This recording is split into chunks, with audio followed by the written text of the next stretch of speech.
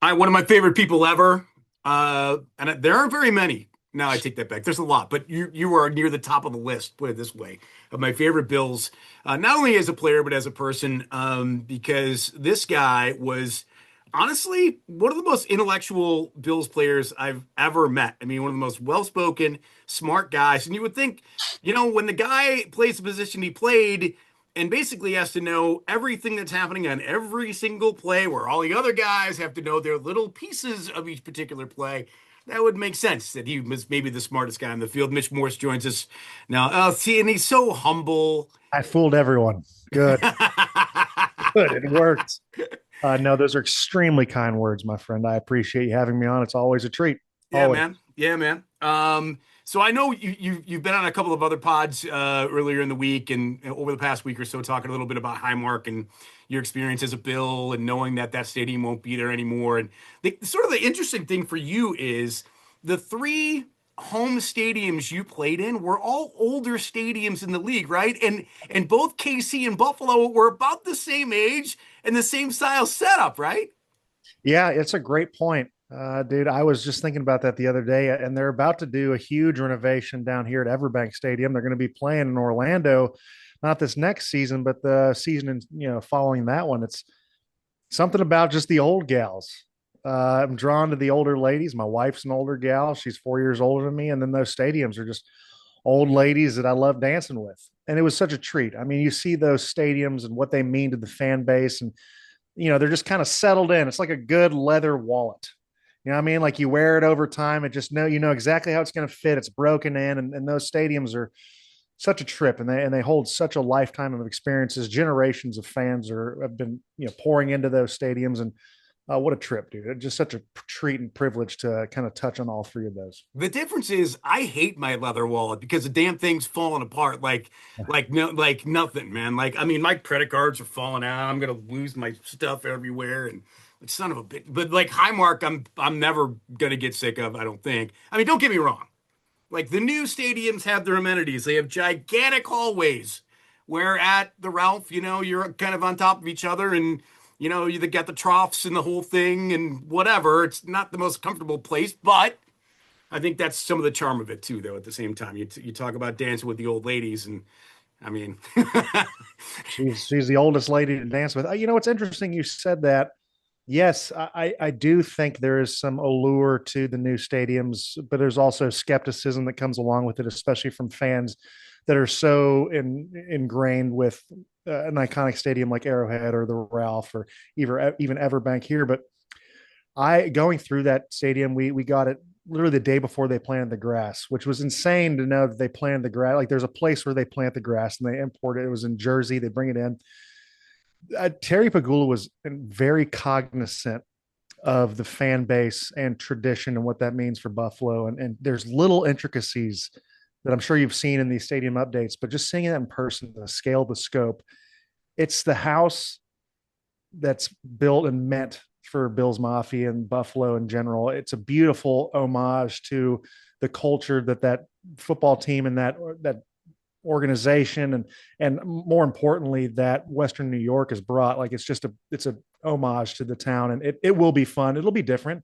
There'll be growing pains. I mean, think about any great series, right? Like Stranger Things just finished up, and there's such a hype, there's such an allure to this last season, this last episode.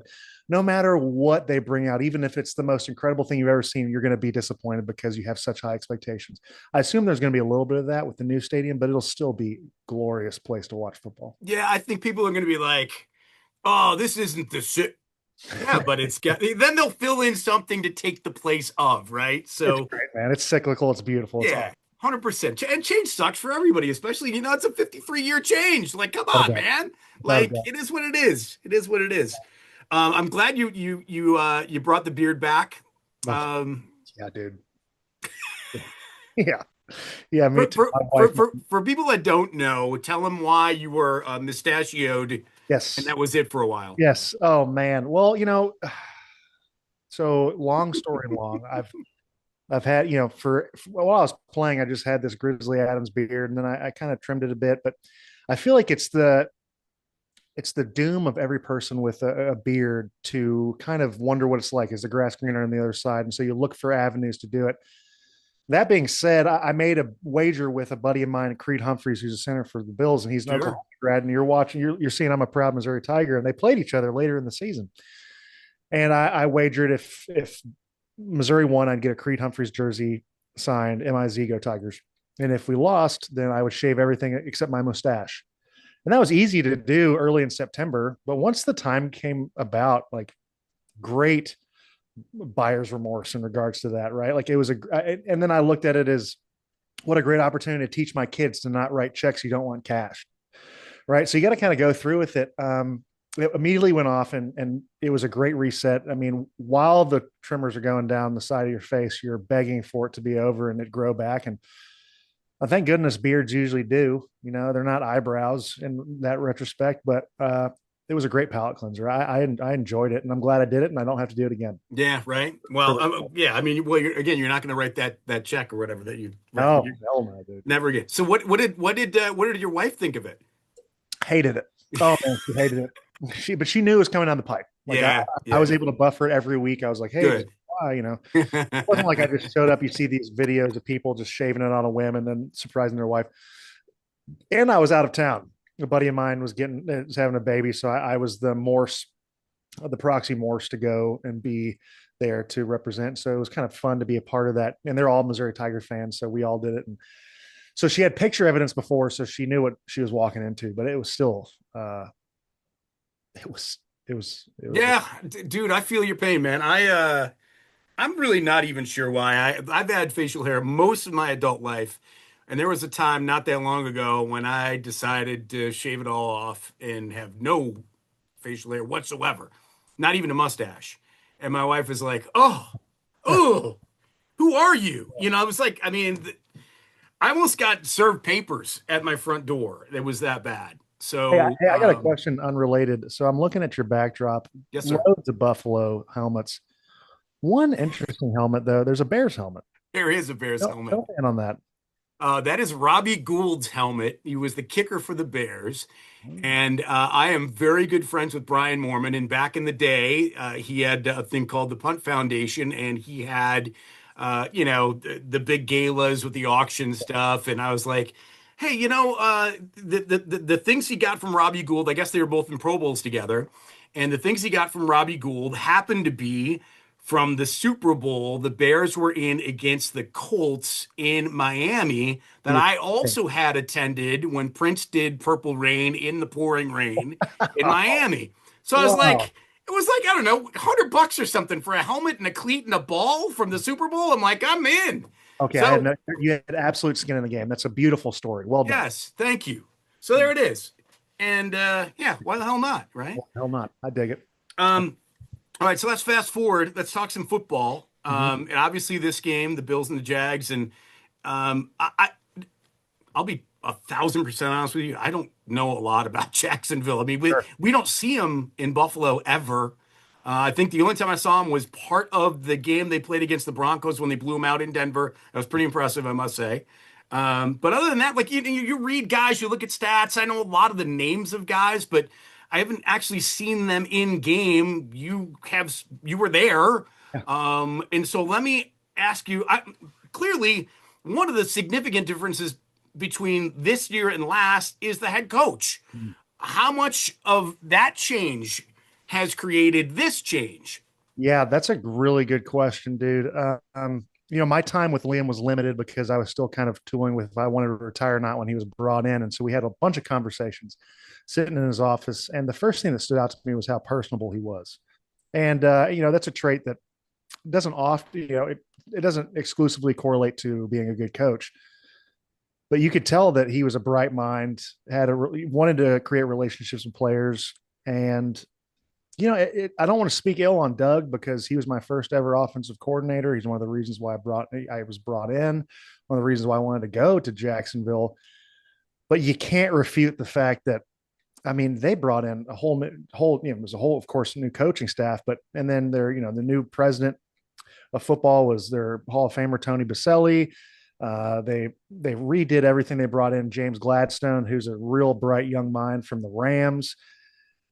And I'll tell you what, something that was brought up to me earlier was that they just really don't buy with the status quo. Like if you play football, you play football. They don't care if they just brought you in, or they don't care if who you are. It's if you can play, you can play.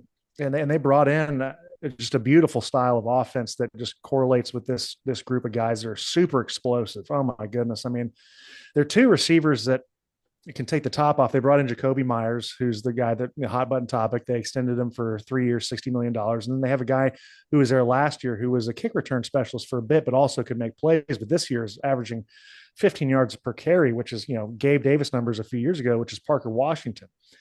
And the offense can blow the top off the ball. And they got a really good run game with Travis Etienne, who's an over 1,100 yards rushing, which is no small feat in general. And then you get a defense who, I mean, I was playing these dudes and I was telling guys, I'm like, we got dudes on this team. And when you're losing, everyone takes that kind of with a grain of salt. But I'm telling you, like there's some dudes who can play football, and you're seeing it. It's a celebration of the game when they play defense. Two giant guys on the edge with Trayvon Walker and Josh Hines Allen, who are playing really good football. They brought in Eric Armstead, 11-year vet, 6'8", just has every tool in the repertoire when rushing the passer and great with length. And then they have Devon Hamilton as their nose tackle, who's an unsung hero of that defense. Two superstar linebackers in Foye Oluokun and Devin Lloyd, who are exceptional football players. Foye Oluokun may be one of the greatest linebackers in the league. It's the sixth season with over 100 tackles. I think he's got 143 on the year. And then Devin Lloyd has 5 interceptions in his own and a few sacks, probably got a Pro Bowl snub. And then their back end super young, but explosive. I mean, they lead the league with interceptions. I think it's 22. Yep. Antonio Johnson has 5 interceptions. They have Eric Murray, who's one of their lone vet who I was actually with in Kansas City when he was drafted. They have, oh my gosh, yeah, a bunch of other guys who are just stone cold killers. And what they do is they have a chip on their shoulder. They believe it's like the Bills a few years ago. It's them versus the world, and they love it. And then they have at the helm Trevor Lawrence, who's playing unbelievable football, stoic in his demeanor, which is a great thing in my opinion. He doesn't let bad plays ruin his vibe. And he's unapologetically putting the ball down the field, not afraid to make mistakes, kind of coming to himself. And he's the same guy a few years ago who led a wild card comeback with down 27 points. So they got guys who know how to win, and they have a team that they believe it's a tight knit group. They have the belief that it's them versus the world, which is dangerous in itself. It's a really fun team to watch, and it's really cool to be here and see that kind of go down. It's a privilege, man. It's cool to see. I mean, you played with him. Would you? I think Trevor Lawrence's toughness is really underrated. Would you agree? Oh, so they're fun. That's a great story. So we're playing Philadelphia last year. It was one of our like 8 games we lost by less than 1 score. And Trevor goes and scrambles, kind of gets hit. You can tell he's getting up kind of like this. And this is one of the worst feelings I ever had because my favorite play is QB sneak. I think it's the most efficient play, and it's my favorite play. And so it's like 4th and 1 or 3rd and 1. He's looking for the call, and I'm just dogging. I'm like, let's run QB sneak. Come on, let's go. And he's like, oh, let's leave the play. I'm like, no, motherfucker, let's run QB sneak. And so he's like, okay. And we run like 4 QB sneaks after every score. And it turns out he's got a grade 5 AC joint. His bone is out here, and he didn't tell anyone until the end of the game. I mean, it was remarkable. It ended up kind of ending his season after, he came back a few weeks later, but then took a nasty hit against the Texans. Toughness has never been Trevor Lawrence's issue. I mean, he is, talk about stoicism. The kid is a kid. He's a man, is remarkable. He's a good dude too. I mean, it's just fun to see him get his flowers, and he's never wavered in who he is when the outside noise tells him what he is or isn't. And I think that's what you get in those great quarterbacks, man. And you can't refute that he is an exceptional quarterback. Yeah, the Bills have been. I'm going to flip it over to the Bills, but I will probably go back to the Jaguars. So obviously the Bills have been without Ed Oliver. You know Ed, obviously, and you played with and against him. You know, how much impact does an impact nose tackle? I'll call him a nose tackle just for lack of a better term, right? How much impact does a guy like that have on a game all by itself? And I mean, and does his absence have on a game all by itself? absolutely. You talking about not being able to refute certain things. What Ed Oliver was doing at the beginning of the season before he got hurt, he was playing at an all pro level. He was a difference maker. He was the kind of guy that when offense and defensive coordinators present the team they're playing, prior to playing him, they circle the guy and say, this is a guy who can make a difference. And absolutely, you're missing a guy like that. Now, I'm of the belief that Deion Walker's come in and Hmm. played very good football. Of course, you're going to have this natural maturation process, and I believe the best way you grow in this league is being thrown in the fire. And man, he's been thrown in the fire. And I think Daquan Jones's true position is that three technique, and we've seen him play a lot more of that. And maybe statistics like sacks and all that is not throwing up there, but if you just watch the game and look what he's been able to do in the pick game, the stunt game, he's playing really good football. You can't, there's no arguing that missing Ed Oliver is substantial, and he is a difference maker, truly. I'm going to fast forward to another point that's been made a lot about this Bills team. The fact that they've played halves of football, right? On both sides of the ball. But the Bills defense has been doing it with this sort of patchwork group of guys that are overachieving that probably shouldn't be playing but do. And especially in the second halves, they have been just so elevated in the last 6 weeks, and everyone wonders. And it's hard to ask the question to people who are, media guys, because the media guys aren't there. They don't know. So I'm going to ask you, what the hell happens at halftime where, Jekyll turns to Hyde or vice versa when it comes to the Bills defense? If you had that answer, you'd be king of the mountain. I find myself in the media position on this too, but you've grown accustomed to it towards the end of the season. Like this team was going to come out and settle in, and certain things like halftime adjustments and in-game adjustments are important. I've been a culprit of saying how important it is and how great of a job this team does, but there's no like some sweeping thing where the coach has this chalkboard and he flips it over and is like, all right, this is exactly. It's more just making little tweaks and intricacies and getting settled in the game. I think that's the biggest thing. I don't know. That's also talk about mysticism. That's been the mysticism of this Bills team. And that's why I think they're so dangerous in this postseason, is because they've had these really triumphant victories and they've had these really smashing defeats, and they've married both, and they've come back in a big way in the fourth quarters and they've fallen short. They've had every script thrown at them. They've written it all. And I think if you get to marry those, you have this opportunity of a real calloused football team in the best way. And that's what you have in the Bills right now. It could be really fun to watch. Mysticism and calloused, two words that have never been used in any one of my podcasts from any one of my guests ever, way back 20 minutes ago, to how smart you are. Oh no. Um, but look, I mean, look, we've watched the Bills. We've seen their second halves, and what do they do in their second half? It's all pressure.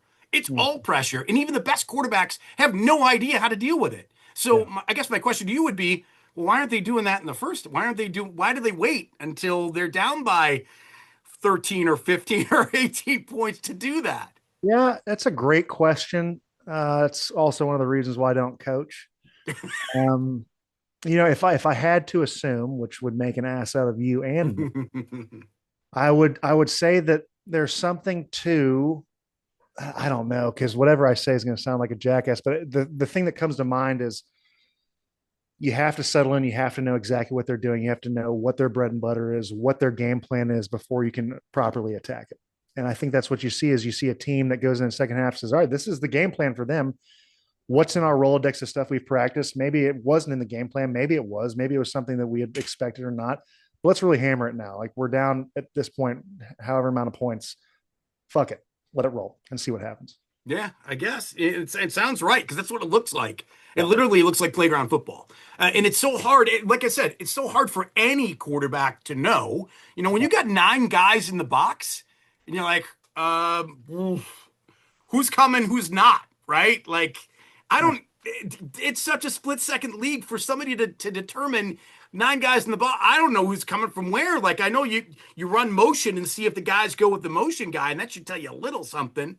But man, it's crazy. I forgot who I was talking to, but they said one way to beat that is to throw deep and get a big play deep, and that will back the defense off. So maybe maybe Liam Cohen sees that and says, "Well, we got guys that can go. Let's go." I do think we're going to see a few shots from Liam. Yeah. Certainly I do. And I think one thing he does really well is a screen game. So if you start dialing the pressure up, you got to be ready for perimeter screens. They do it brilliantly. I'm not gonna. It's an unfair question, but are you wearing like a Bills jersey first half, Jacksonville second half? Are you swapping? Are you Uh, not at all? no, that's a great question and a fair question. One that I'm going to give the most PC answer to. I will to answer your question. I'll be watching the game by myself in my bedroom, even though it's here in the backyard in Jacksonville. You, you can't refute, even if it was for 1 year with Jacksonville, the intense relationships you build, the fellowships you have. I tweeted it back that this was eminently going to happen. Right, these two teams are going to go ahead just to tear at my heartstring. I, there will be a sense of mourning regardless of who wins and who loses. The the mourning's not going to be evenly split. I won't tell you who or what, but there will be a sense of mourning regardless of who wins and who loses. Fair, fair. Okay, and then, well, we don't want anyone to be hurt, Without a doubt, right?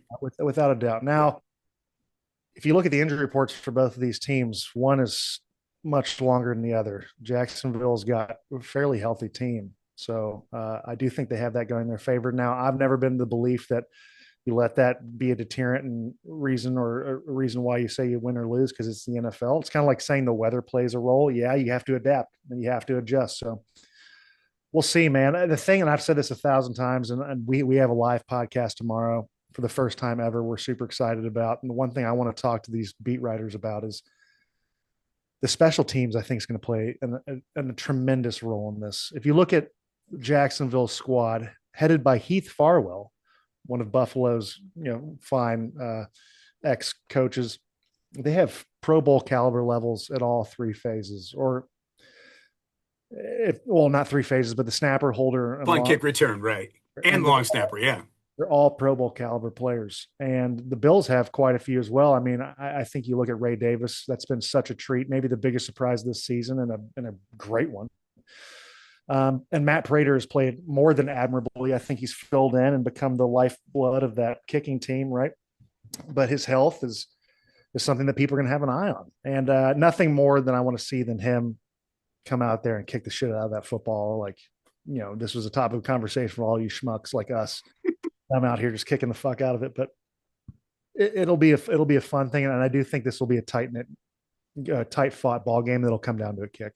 I really Yeah. do. I have this gut feeling. Should be fun. Should be fun. How are the holidays? Cool, man. I mean, like, I think everyone got touched by a little bit of the sickness that Yeah. was going around. I got a little bit of something, but I seem to have shouldered most of it in my house, which is cool. I mean, it was great, man. Just to be able to, you put so much on your first fall out of football. You put so much expectation and weight on that, and it's exceeded it. And the holiday season was the cherry on top. Just being there, being able to be present, be with the crew. Needless to say, I felt the strain on school being out for 2.5 weeks, like every other parent did that I've escaped for the last decade. They finally are back in school today, which is a hoot. But it was awesome, man. How about yours? It was same, man. Just crazy busy. Got in-laws and Yeah, outlaws and every kind of laws that you can imagine. But the yeah, man, laws, no, the no. laws can be both, regarding depending on No, my parents are the ones that were here, so my wife was strained a bit. yeah, no complaints at all, though, for sure. And lastly, before I let you go, you got to tell people about your podcast. Now, tell me about this live podcast. This sounds awesome. Yes, dude. The podcast, you can see I immediately started sweating when you brought it up. Not the live part, just the podcast. I don't know. We talked about it a few weeks ago, months ago, dude. The last time we were chatting, I think it's been extremely humbling. Oh my goodness, it's been so humbling. Of course, it's been fulfilling, but wow, it is a saturated market full of folks like myself and better than myself who know what they're talking about. And, um, we're having fun. It's fulfilling, but incredibly humbling, and something that we don't plan on stopping anytime soon. But uh, yeah, it's both can be true. I'm having a blast doing it, and at the same time, it can keep me up at night. But it's filled a little void, not a void, but it's definitely scratched an itch, which is kind of not having too idle of a mind while still having Yeah. autonomy of my time. I appreciate you asking. I'd love anyone who wants to listen to come over and give it a shout. It's called Monday Mornings with Mitch. It's not always posted on Mondays. We're going live for the first time to see what that looks like. We're getting beat writers from both. We're getting Matt Perino, who I know you know is a good Yep. bud. And we're getting a guy over here named Michael DeRocco, who's working with ESPN for the last probably decade or so, covering the Jags. Great dude. And we're just gonna. It's not. I don't want it to be a mediation by any means, you know. And the last thing I want to do is turn it into like, okay, what do you do, and what do you do? I'm trying. It's kept me up the last few nights how to kind of make it fluid and organic.